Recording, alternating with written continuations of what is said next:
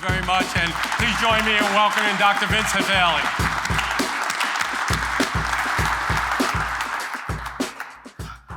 Well, thank you. Thank you for having me here. Tonight we're going to talk about some things. We talk about safety a lot in our industry. We talk about hard hats, boots, goggles, proper gloves, whatever that may look like. But none of those tools really do anything for us if you're not mentally in the game and prepared. So what I'm going to do tonight, I'm going to take you on a journey through my personal life. I'm going to take you on a journey through my research I did at the University of South Florida when I went back and completed my doctorate degree, where my research was on mental health and suicide in construction. Then I'm going to take you on a journey that my company in Florida, what we did to kind of begin addressing the topic. So to begin the journey, we're going to go back to 1962. That's me. Smile on my face and happy. I wish I could tell you that every day of my life has looked like that or felt like that, but it hasn't. 1967, I take you there because this was an important time in my life that began to define the man that stands before you, to define my values and the culture, the upbringing that I had. I came from a tiny family, father, mother, and a brother that was 9 years my senior. And at this age in my life, we did pretty much everything together. I grew up in the southern part of Illinois. We spent the weekends at Crab Orchard Lake, ski boats and camping trailers. We had horses. We horseback rode together. By the time I was 10 years old, I was on my third motorcycle. I was a spoiled kid. Everything we did as a family, we did. It was our unity. It was our small group. High school, I'm probably one of the few people in this room that would go back and do high school again. I had a phenomenal time. One, I had hair, so that was a good time. Captain of the football team, dated the homecoming queen, played most every sport there was in the school. It was just a phenomenal time in my life.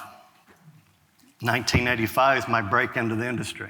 Hair, but now I've got the porn mustache going, so I kind of have it all going there. $4.50 an hour, $45 a week. That's where I began in this industry. I broke into this industry as an engineering technician breaking concrete test cylinders. And I was so proud to have that job that I ran home to call an uncle up in Illinois that had been in the industry for 18 years and to let him know that, I finally broke into the industry. $45 a week.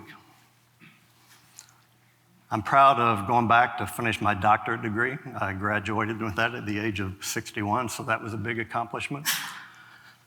Lots of other great things in my life. I've taken some phenomenal trips. That's my best friend and wife, Stacy. Trips we took from Southwest Florida up into the Georgia and Carolina mountains. I've had some pretty cool sports cars in my life that I've got to drive and play with. They say that less than 1% of the world population has ever done an Ironman. I've done 11 of them, so I'm kind of proud of that. That day, the water was 54 degrees, which felt pretty good because the air was actually 46 degrees.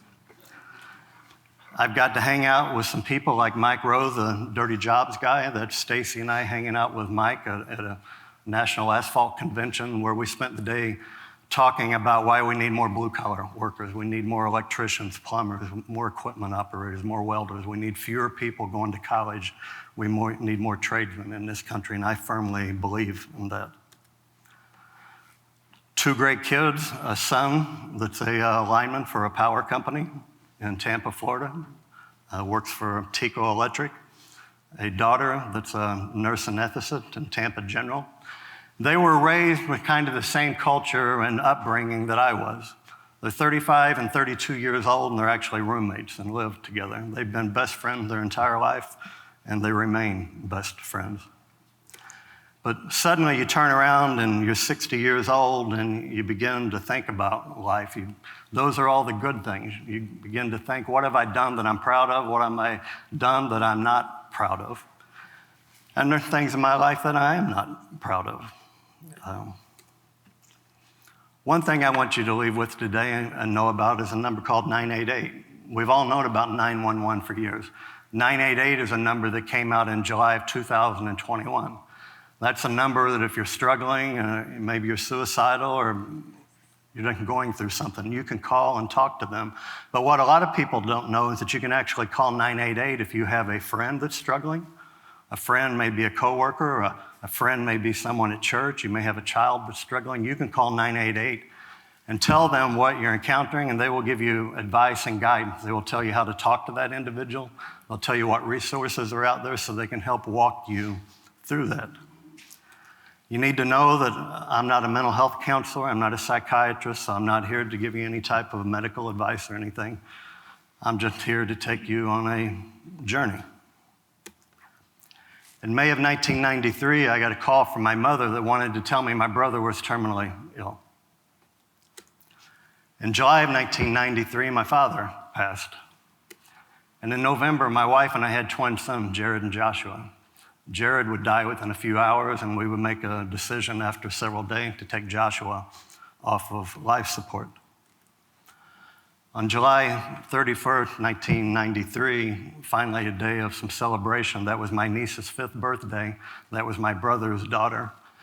That was the day my brother died. So now on that date every year, we celebrate her birth and we pass his mourning. And we'd also learned at the time that my mother was terminally ill, and she too soon would be gone. So now I have this blank slate.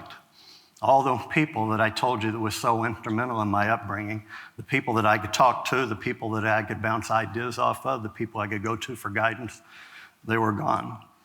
When my wife and I lost the twins, I didn't talk to her about how it made me feel because I didn't feel like I could. I felt like she had carried them, she had brought them into the world, she had given them life.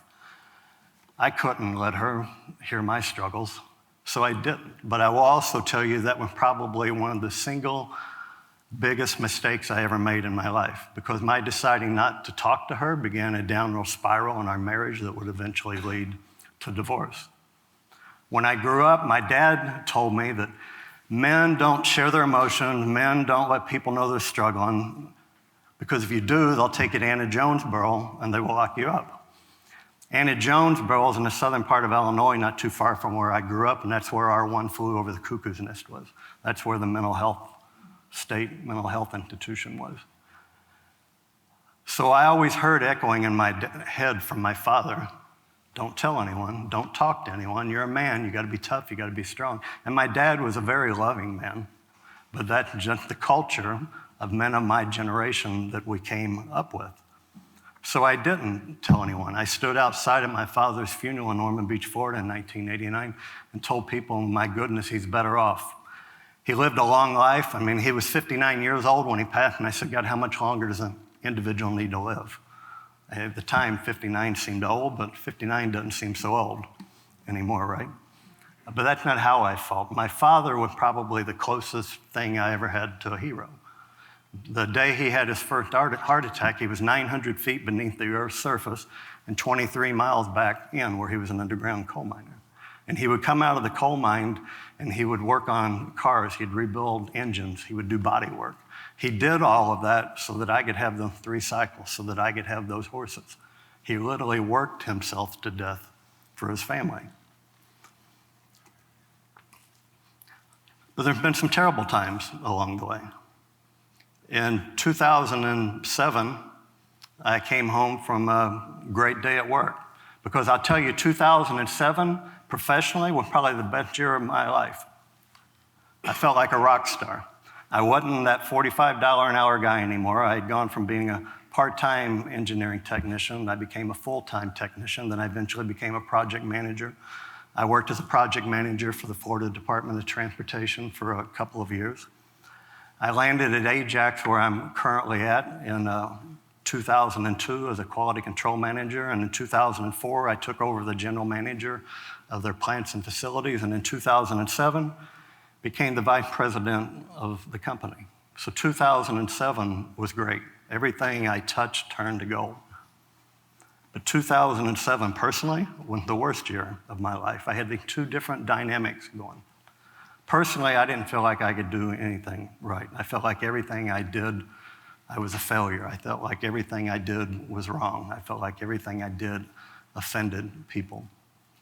So I came home from work one day and I walked into the house and sat down at the dinner table with my wife and 2 kids, and that was always the best time of the day. That was the time when we would sit and have dinner. At our house, we didn't have the TV on. There was no Game Boys, there was no Nintendos, no cell phones. That was just family time. That was the time to reflect back about the day, what had happened, and to think about the future, what was going to be happening. So it was an exciting time. That day, the kids got up and they went back to their rooms, and my wife and I continued to talk. And I did what I had done since 1985. After dinner, I got up and I walked and I put my dishes into the dishwasher and closed the door, and I walked away. And as I was walking away, I could hear the dishes rattling. See, the sound of the dishes rattling was always this reminder to me that I couldn't do anything right. I couldn't even load the dishwasher right. So it was just a reminder that I was a failure, I was a loser. If you can't do that, how can you do anything? And I'll tell you, to this day, it's 17 years later, my wife's an X-ray technician. She gets home late from work and she puts her dishes away. And when I hear the dishes rattling in the kitchen to this day, I have to remind myself it's okay. It's not a big deal. And I still struggle with that. So when I heard that, I turned and I looked at her. And I walked and got the keys to my truck, and I walked out of the house, and I got in my truck, and I was driving to our office. You drive down Jean Green Road, and just before you get there, there's a 2-track that turns off to the left, and that goes back behind one of our asphalt plants. And that's where I was turning that night, and that's where I was going to take my life that night. That's where it was going to end. And just as I turned, I received a telephone call from what would become my ex-wife. And she said, "We know where you're going, we know what you're going to do, and your son is on his way." My son at the time was about 18, and I wasn't going to let my son find me like that. So I thought, what would my dad tell me to do? My dad would tell me to laugh, joke, be strong. So I did. I laughed and I joked, and I said, "I don't have any idea what you're talking about. I'm simply out for a car ride, and I'll be home in a few minutes." See, she knew something was up, because even though our marriage was toward the end and struggling, we were seeing a marriage counselor. I would always walk out of the house and say, "I love you." I would say goodbye, and that night I didn't. 2 weeks earlier, we had sat with a marriage counselor, and I calmly explained to the marriage counselor that, hey, I planned to end my life. Here's how I'm going to do it. Here's all the reasons why I'm going to do it. I was very calm about it. I thought I had a good plan. It made sense to me. In retrospect, it was terrible, but that's where I was. And so I went home and I walked into the house, and when I walked in, she wanted to talk, and all I could think is, my God, there she is. Is she ever going to go away? Because I didn't have anything to talk about, right? I was just out for a ride. At least that's what I wanted her to believe. I said, "I got to go to work in the morning. Leave me alone. I need to go to bed." So that's what I did. I went to bed. I got up the next day. I went to work like any other day, except that day was different. Because I sat down at my desk when I walked into the office, and I opened the drawer, and I took out 4 letters that I had written. These were my goodbye letters and my thank you letter to 4 of my most valuable employees. See, when I went to Ajax, I was a quality control manager, and then became the general manager, then I became the vice president, but I didn't do it alone. I did it with the help of these 4 individuals. So I was thanking them for that. But more importantly, the letters were me telling them that, hey, my decision to leave was no reflection on anything you did or you didn't do, because I didn't want them to have to live with the struggle of saying to themselves, what could have I done different? What should have I done different? So when I tell you that I had a very well thought out plan, I did. To the end, I wanted everybody else to be comfortable. I didn't want anybody else to have to live in pain. So am I unique in this industry? Am I like the anomaly in this industry? When I decided to land on the topic of researching suicide and mental health, I was interested to find out, what do the numbers say? Nationally in the US, all individuals, about 14 people out of every 101,000, will die by suicide. Yet if you work in construction and you're a male, that number is about 56. And if you're a female, that number is about 10. So what's the difference between men and women? What do us men say women do? They gossip, they're busybodies, they run their mouth, they chit-chat. I said that in Tampa a couple months, doing this in front of a group, and one lady in the audience yelled, "We network." What they do And they talk about their emotions, they talk about their struggles, they talk about the issues they're having at home with their children, they talk about issues they may be having with a spouse, whatever it is. And they talk and they support and they help one another. When as men show up at work, we're used to the mentality of here's the gate, here's the property line, here's the right-of-way line. Leave that crap out there, don't bring it in here because we got enough problems here without you bringing that stuff with you. And that's what we do. The older men. The younger generation is getting more adapt to wanting to talk about this. And the younger generation is going to find industry that they can work in to where they will talk about this. So we as a construction industry can either modify how we address the topic or we can lose the younger generation going to different industries. If you're a laborer in this industry, that number is 91. You're more than 7 times likely to die in this industry by suicide if you're a laborer. Equipment operator, 56. I mean, the numbers are off of the charts. If you look in 2021, how many workers died in this country in all construction trades, road builders, high-rise builders, underground, electrical, we lost about 951 workers. Yet that same year to suicide, we lost over 4,800. So why don't we know that? Why do we never hear about that? The example that I give people is that in 2017 on Interstate 75 in Charlotte County, we lost John Markle that was hit by a dump truck at a high rate of speed. And that night when we lost him, the Florida Highway Patrol came. We had to report to OSHA within 24 hours. The local media came, both digital and paper print. We had to go get Ricky, John's wife, out of bed and bring her out there. A year earlier, in 2016, we lost Mark to suicide.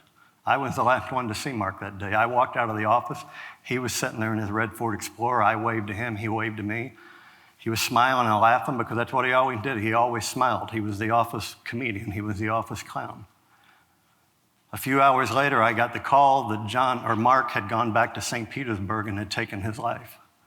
And when he did, the Florida Highway Patrol didn't come. The news media didn't come. We didn't have to report it to OSHA. Our insurance carrier didn't have to be notified. When we lost John, it was going on for a year.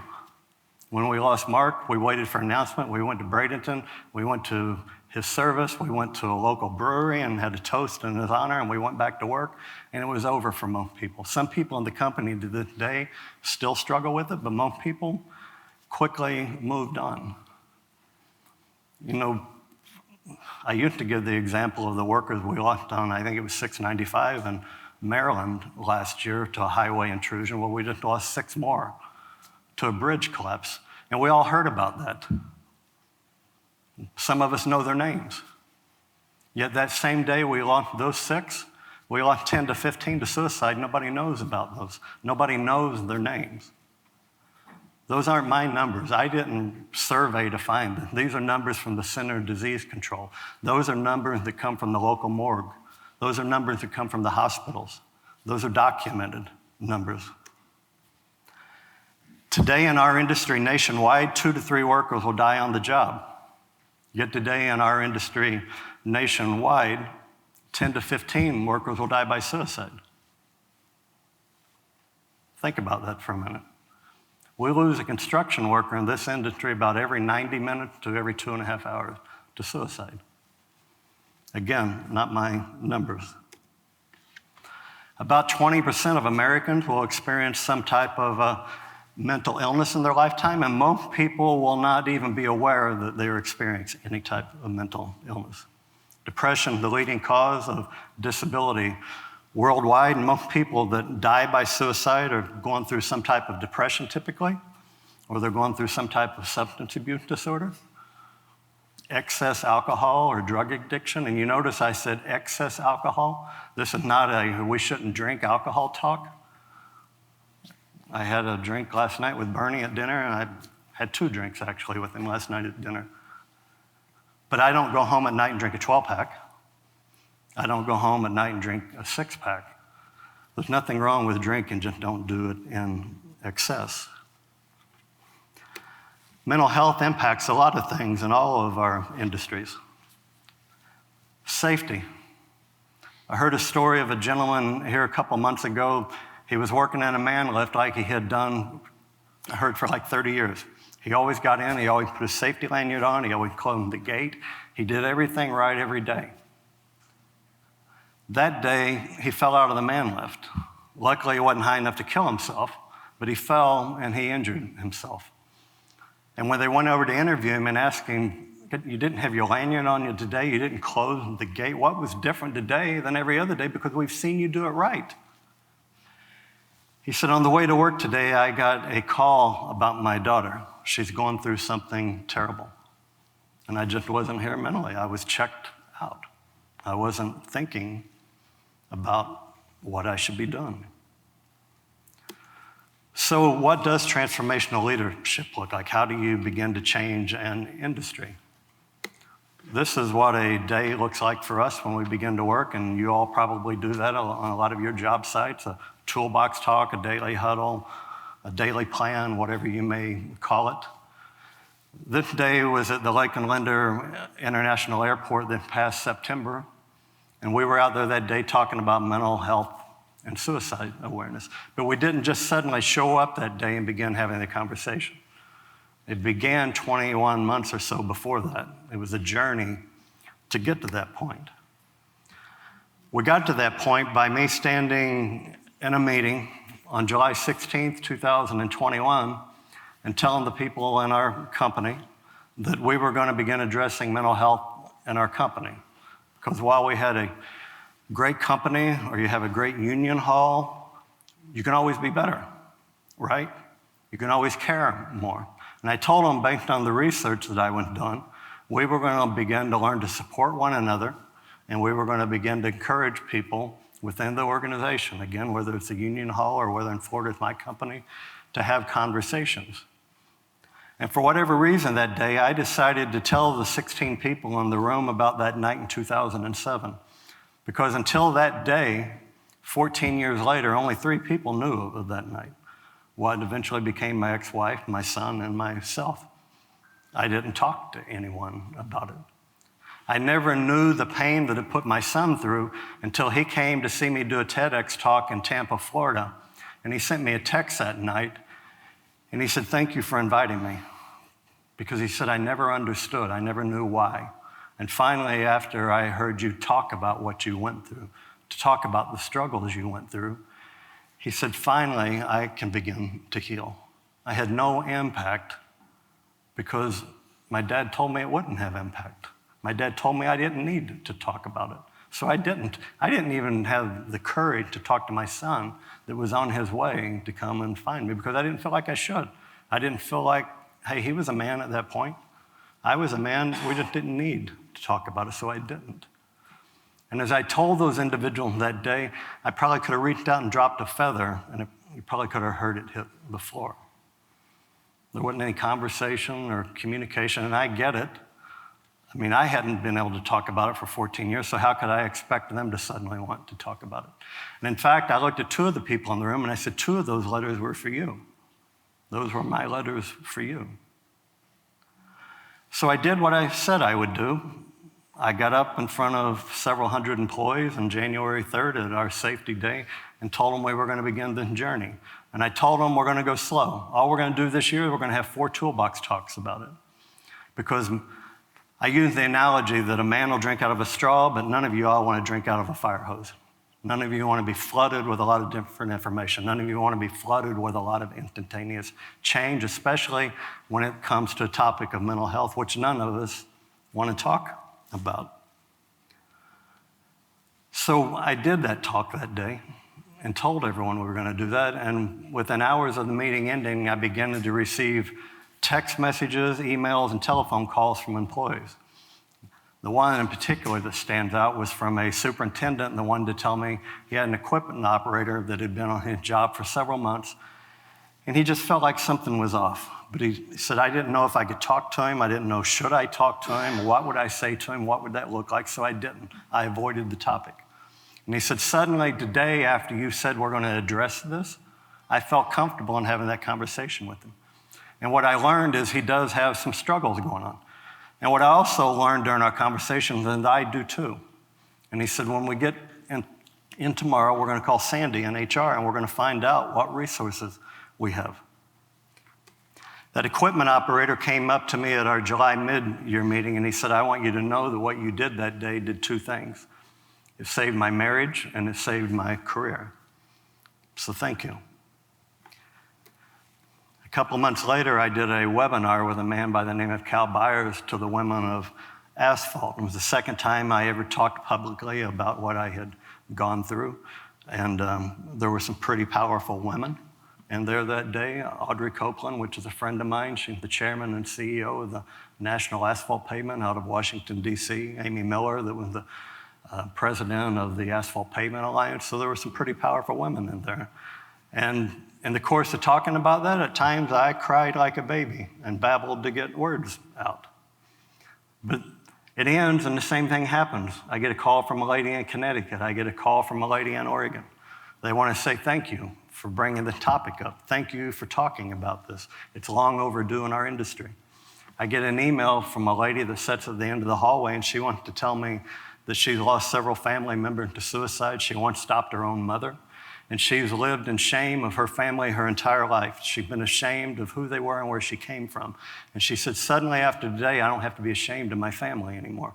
Because if it can happen to someone like you that had all the things I've showed you and had gone through, she said it can happen to anyone. If you walk into our asphalt plant in Port Manatee, there's a pink note that hangs there on the bulletin board when you walk in. That pink note was put up there by the plant foreman, and the note is from his sister. We had to talk him off of the silos. He was going to jump. He's bipolar. He was off of his medication. She just said, hey, I'd rather talk to you than attend your funeral. We got him on his medications with the help of our employee assistance program, with the help of our insurance carrier, and his life is back in balance. His family life is good now. His work life is good. He just needed someone to reach out to him and talk to him. And the note on the right is one he carries from me. Call me if you ever need me. And I'll tell you, he calls us some weird times, and when he does, I answer the phone because that's the agreement that he and I had with one another. The first week of September every year is Suicide Awareness and Construction Week. That's Mark. That's Mark that took his life in 16. He was the most recent employee in our company to take his life. And you notice I said most recent because he is not the only employee in our company to die by suicide. So what we did is we made a toolbox talk about Mark, and we took the toolbox talk and went to Tampa, Florida, and talked to some crews that day. The first crew we talked to is there on the bottom right, and that crew wanted to tell us about an alcohol intervention they had done with someone on the crew. And these guys were glowing like a bunch of school-age little girls. They were so proud of what they had done, and they should be proud. They had helped someone on their crew get into a treatment center that was getting some help. The crew that we went into, and there in the upper left, a gentleman on that crew wanted to tell us about his father that had died by suicide 10 years earlier and how he walks every year with a picture of his dad on the back of his shirt in a local suicide walk because he wants people to understand the pain that it caused him. He's trying to help other people understand why they need to talk, why they need to get assistance, why suicide is not the answer. The third crew that we went to, a gentleman on the crew stood up and he said, boss, see my wrist? These slash marks are where I tried to take my life 3 years ago. So what I tell people is the story of the wrist, the story of the father, the alcohol intervention, the lady that lived in shame of her family. The stories were always there. We just didn't know they were there because we never had a culture or created an environment where people could talk about them. I never knew that the guy that sits one door to my right in the same office that I've been in for 20 years, I never knew that his father died by suicide. I never knew that the guy that sat two doors to the left lost two uncles to suicide. He's a retired Navy pilot and lost several military friends to suicide. I never knew the lady that sits on the other side of the office stopped her husband from taking his life by suicide. Again, those stories were always there, and suddenly, now that we told people it was okay to talk about them, they did. In October of 21, sitting in the backyard, my wife looked at me and she said, "You got tears in your eyes, what's wrong?" And I said, I'm going to tell you a story that I told 16 people at work back in July, and I probably should have told you first, but I didn't. Timing's everything in life. And I told her the story of 2007, and she said, how do you feel today? I said, I feel like I can finally breathe. I feel like now that I've talked about them to people, I feel like I can finally breathe. Seeing all those people in our company that had been struggling and been holding this back end, they suddenly felt the same way. And no one was laughing at them, because the day when I got up in front of everyone and said we're going to do this, I told them there'll be no bullying, there'll be no demotion, there'll be no repercussions, there'll be no terminations, there'll be no, hey, go home, and when you figure it out, come back. We're going to be here to support you, and that's what we did. In 2022, about 49,000 people in the U.S. died by suicide. While I'm up here today, about 5 people will die by suicide. We lose one about every 11 minutes. Internationally, we lose someone to suicide every 46 seconds. Think about it, every 46 seconds around the world, someone taking their life. And again, today, statistically, we'll lose a construction worker on the average about every 2 hours. Youth, while they're not in our industry today, if we don't get youth into our industry, we won't have an industry, so we won't have to worry about addressing it. Teen suicide since 2008 is up about 150%. A few weeks ago, I looked at some numbers, and it seemed like it was down a little bit, but I saw some more recent numbers that showed that it's kind of flatlined. If you want to walk into a room like this with 100 teenagers in it, statistically speaking, out of those 100 kids, 19 would think about dying by suicide. 16 would come up with a plan, and 10 of them will actually attempt to take their lives. And people tell me, well, yeah, I have never heard of that. Matt LaChance, that works for longevity, that provides an additive for the asphalt that we make, his son took his life, and I can share that with you because Matt shared it, his story in the book, and he goes around and talks about it. It didn't happen to a friend of mine in Tampa that had to rush his daughter to Tampa General in December of 21 because she had tried to kill her life. It didn't happen to another friend of mine in the industry that had to put his high school boy into an alcohol program for a year. It happens. So what are some takeaways I want you to take with you today? One, people don't commit suicide. People die by suicide. People take their life by suicide. I'm not saying that you shouldn't say suicide because that's what they did, right? What I'm telling you is that people don't commit suicide. My father didn't commit to having a heart disease that eventually killed him. My mother didn't commit to having cancer and then eventually killed her. Any more that people commit to having an issue going with an organ in their body called the brain, and they're going through a mental illness struggle. People don't commit to have that any more than people commit to have the heart disease or diabetes. So it's kind of disrespectful if you tell someone, I'm sorry your son committed suicide, because what people do commit, they commit robberies, they commit burglaries, they commit homicide, they commit sins of all types in this world. And there was a time when suicide was a crime in Western civilization. It no longer is, and without getting into religious morals, it's a sin or not a sin. It's just harmful to the family to say, commit suicide. And if you're talking to someone and you say, hey, you're not thinking about committing suicide, are you? You're insinuating to them that you're a bad person and have made a logical decision to do something. Mental health doesn't equate to mental illness. When I was doing my research, I interviewed leaders of organizations from all across the country. And when I would ask the leaders of these organizations, if I say the words mental health, what comes to mind? Generally, the first thing that most of them would say is nothing, because it's mental health. If those words, we don't talk about those, and that's stigma, right? And then eventually they would say, well, it's bipolar, schizophrenia, depression, anxiety, it's all those bad things. So I would finish their interviews, and I'd turn the tape recorder off, and I would say, okay, you graciously gave me your time. I'm going to educate you on 2 things. One, people don't commit suicide. We talked about that. And I'd say, I ask you what comes to mind when I say mental health, and all you described is mental illness. I didn't ask you what mental illness was. I asked you what mental health was. See, people are completely ignorant on the topic.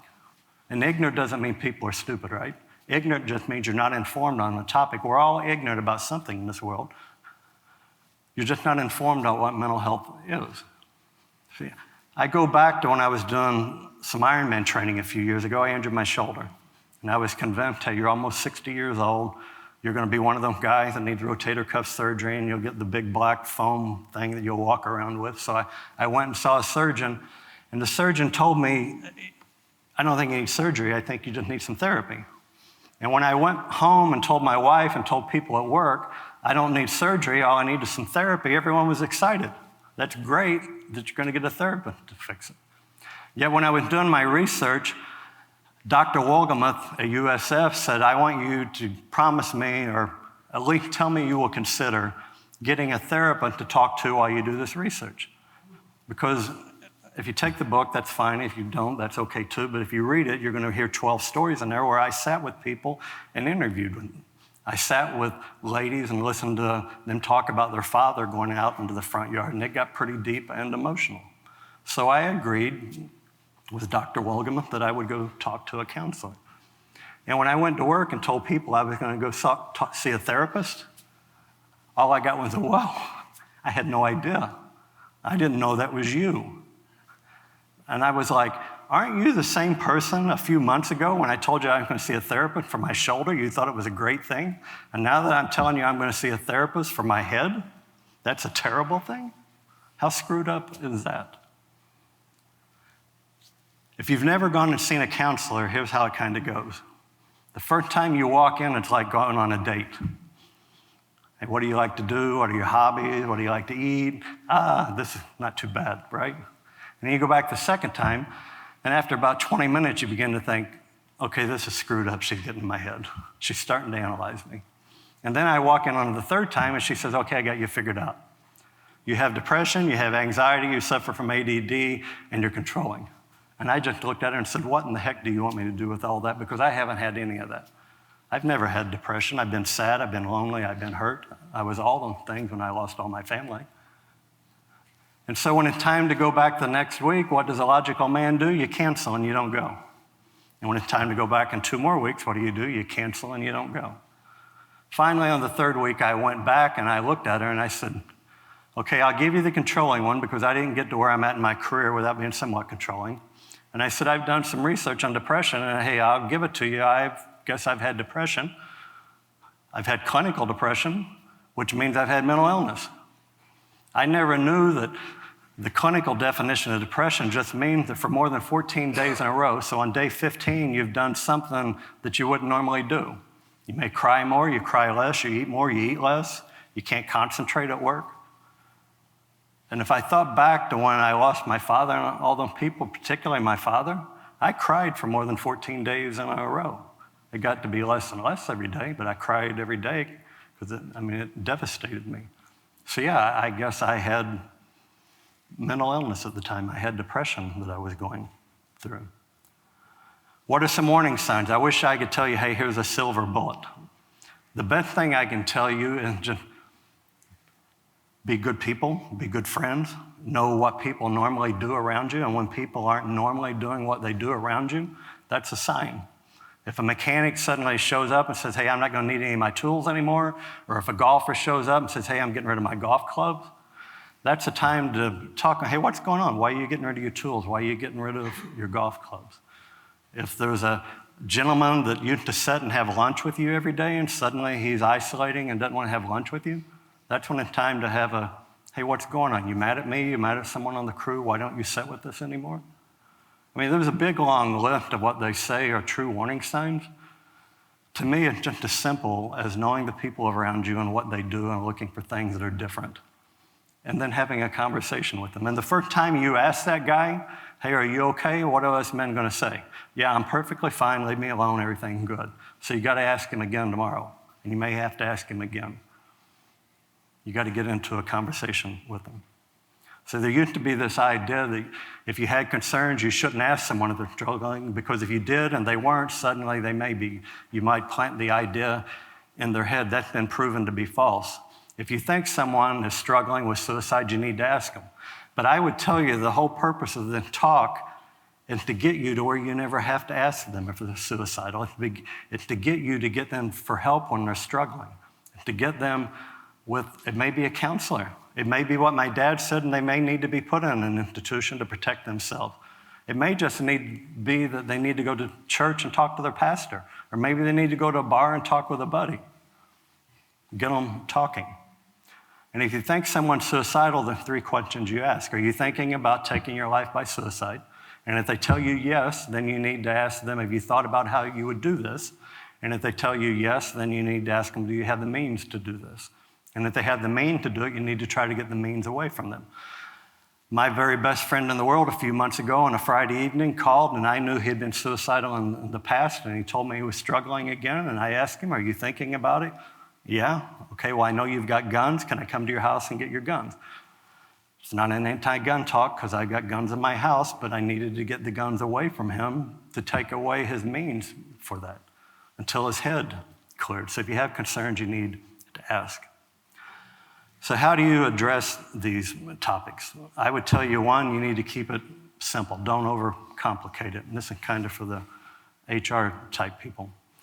There was only one thing that all the people I interviewed agreed upon, and the one thing they agreed upon is that the leadership and organizations, whether it's unions or whether it's companies or whatever it is, the leadership had to support that. Build a network team. In our company, we build a team of what we call the Ajax Warriors. To be an Ajax Warrior, we send you and you get trained to be a mental health first aid responder. 10% of our company will be trained as mental health first aid responders and will be Ajax Warriors by the end of the year. That's probably something you could do through your union hall here if you all wanted to, and I could tell you how to do that if you want. I would tell you you need to learn what tools are in your employee assistance program. And I would tell you, again, for the HR people, you need to call those numbers and find out what happens when you call them. Do you get an answering machine? Do you get an answering service? Do they call you back immediately? Find out if the AAP program really works. And then when it's necessary or appropriate, maybe you'll add some other tools to the program. It took us 21 months, and we finally did add some. So how does it differentiate you and make you a little different? The companies that you all are going out there and working for and representing, they'll end up wanting more of you there if you do that because there'll be cost savings for their company. There'll be fewer incidents that will go through the union. Those companies will be more profitable. Safety. If nothing else comes out of addressing the mental health piece of it, the safety does. I'll leave you with this, cotton candy and gumballs. I was in Kansas City in January of 23, I guess it was, leading a panel on mental health at a construction summit. And afterwards, we went to some roundtable sessions, and we sat there. I listened to a couple people on the table talking about how, hey, we got to be softer, we got to treat people gentler with gloves. And I said, stop. I'm not saying any of those things. This is a low bid, tight profit margin. Specifications get tighter every year. The work gets more competitive every year. It has been a hard industry. It will always be a hard industry, and that's never going to change. What I'm saying is that we need to learn to watch for those around us. We need to not allow bullying. My son works for a union in Tampa, Florida, and I can't believe some of the bullying that takes place where he's at because he's an apprentice, and it comes from the journeyman. And I'm not saying you do that here. I'm just saying where he's at. That's the culture that they allow there. And those are the cultures that we have to change. We just have to become an industry that the young people want to run to and not run away from. And I tell foremen everywhere I go, foremen have more of an opportunity to leave more of an impact on the society than probably most anybody in the country, because foremen touch so many people. They touch so many lives. They train the generations coming up. They work with the generations that are leaving. So if you're in any type of advisory role in the field where you control people, you have a unique opportunity to help change the future of this industry. Thank you.